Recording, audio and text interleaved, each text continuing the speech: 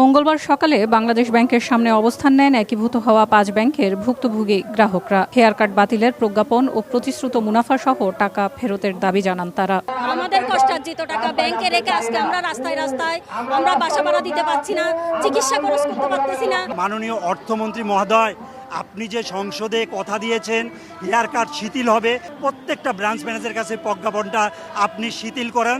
গত বছর আর্থিক দুর্বলতা, তারল্য সংকট, অনিয়ম ও সুশাসনের ঘাটতিতে থাকা এক্সিম, ফার্স্ট সিকিউরিটি ইসলামী, গ্লোবাল ইসলামী, সোশ্যাল ইসলামী ও ইউনিয়ন ব্যাংককে সম্মিলিত ইসলামী ব্যাংকের সঙ্গে একীভূত করার পরিকল্পনা করে বাংলাদেশ ব্যাংক। প্রক্রিয়া তদারকির জন্য প্রতিটি ব্যাংকে একজন করে প্রশাসক হিসেবে নিয়োগ দেওয়া হয়। সবশেষ গত 8 জুন চেয়ারম্যান হিসেবে কাজী শায়রুল হাসান এবং এমডি হিসেবে আবেদুর রহমান শিকদার নিয়োগ পান।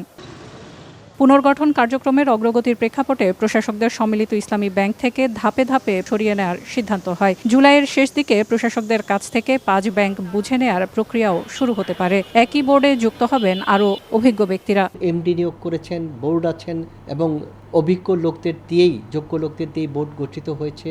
হয়তোবা এখানে আরও বোর্ডে আরও কিছু গুরুত্বপূর্ণ অভিজ্ঞ লোকের অন্তর্ভুক্তিও হতে পারে।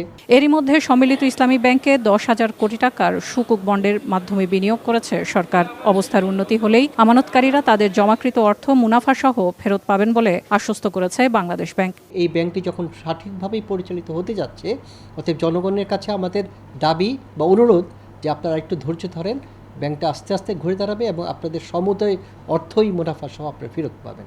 সম্মিলিত ইসলামী ব্যাংকের অনুমোদিত মূলধন 40,000 কোটি টাকা এবং পরিশোধিত মূলধন 35,000 কোটি টাকা। সেলিয়া সুলতানা, সময় সংবাদ, ঢাকা।